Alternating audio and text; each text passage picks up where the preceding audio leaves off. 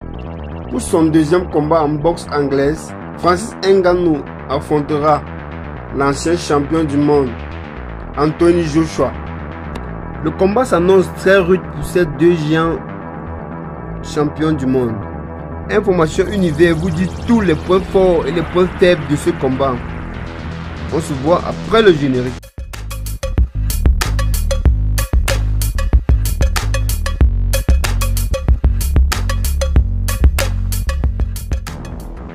Le combat entre Ngannou et Tyson Fury, surnommé Battle of the Baddest, a suscité beaucoup d'attentes et de controverses.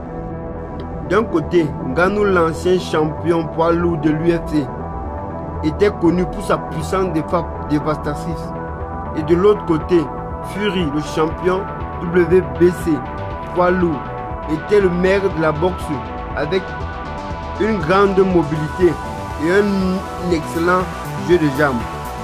Francis Ngannou a fait une excellente prestation malgré sa défaite par décision arbitrale face au champion du monde Tyson Fury, ce qui a surpris tout le monde entier. Lui qui est juste à son premier combat en boxe anglaise.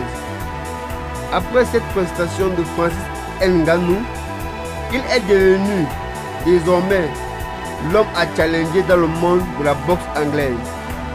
Pour ce faire, Francis Ngannou a accepté d'affronter l'ancien champion du monde WBC, WBO, Anthony Joshua, le 8 mars 2024 à Riyad, en Arabie Saoudite.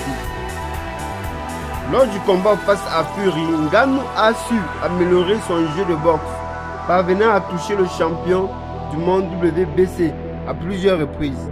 Sa puissance de frappe était toujours présente, mais il n'a pas pu mettre Fury KO. Son cardio a semblé faillir en fin de combat, ce qui l'a empêché de maintenir son rythme.